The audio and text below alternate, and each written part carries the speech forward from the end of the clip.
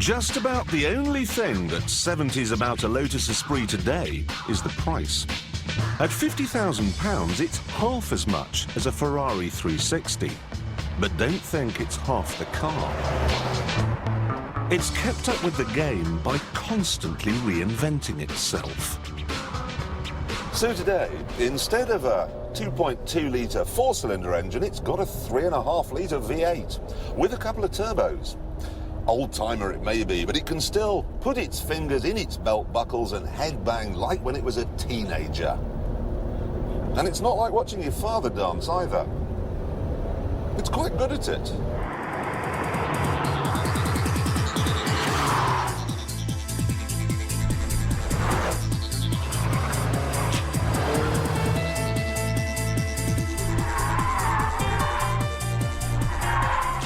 The Esprit offers 266 brake horsepower per tonne, and that's more than you get from a Mercedes SL55 or a Porsche 911 or even a Ferrari 456.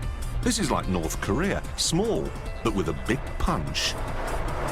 What this means is that it'll do 0 to 60 in 4.8 seconds. Flat out, it'll hit 175 miles an hour. It's still a very, very fast car.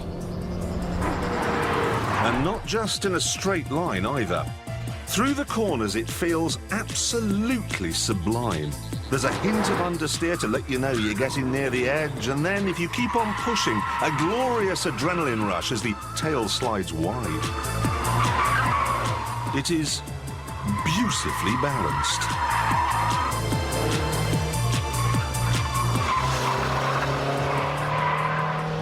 The one area where they really can't hide its age is in here. You have to remember, this car is from a time when man was living in trees. Hadn't really learned to walk upright, so you get a very simian driving position. Over the years, they've tried to improve it with a selection of different dashboards and different seats, but that's like rearranging the furniture in a small flat. It's still a small flat.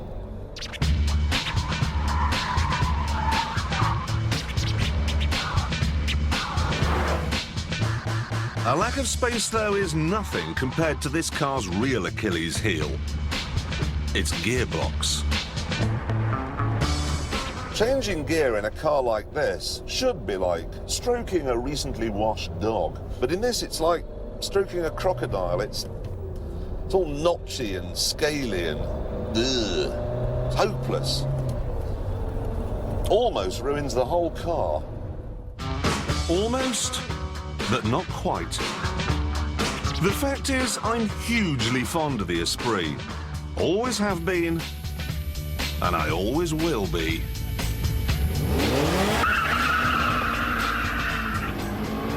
So you love the Esprit, great. Thing is, for how long? That's the big issue, because the gearbox, the thing that actually spoils it, is likely to be the thing that kills it, because they got it out of a Renault 25. Renault stopped making that years and years ago, and they're basically running out. And the problem is, they can't just make their own gearbox to put on the engine, because, well, how many did they sell a year? Half. Exactly. It's going to cost about £1 million quid. It won't work. And if that kills it, that's a real shame. Because if you ask anybody of our sorts of ages to draw a supercar, that is what they'll draw. I know, it is the perfect supercar shape. And do you know why? It's got pop-up headlamps. Yep. I love pop-up headlamps. When I was a kid, all I wanted was a car with pop-up. Anything, as long as it's a car with pop-up. And do you know how many cars are made today with pop-up headlamps? This and one other. Anyone want to guess what it is? RX-7? RX-7's not made today. MX-5 doesn't have pop-up headlamps anymore. Porsches don't do pop-up headlamps. What? Huh? The Ferrari 456, he's got it, man, from Coventry. He doesn't know when to... But well done, it's the Ferrari 456 is the only other one. I think we should have more pop-up headlamps. Why don't they? Where have they gone and why? They say, this is great, they say it affects the aerodynamics. Well, you shouldn't be driving that fast at night anyway. Exactly. So leave them as they are. Bring them back. Anyway, we've still got one thing left to do with this car, of course. Unfurl the Stig.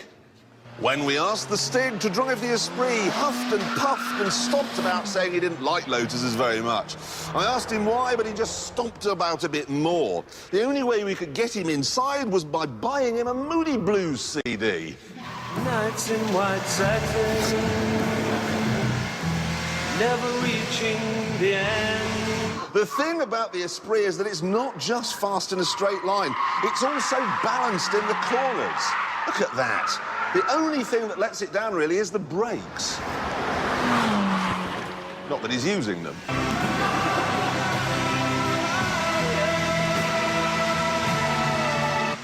Look at this. For the first time in 6 weeks, the track is dry.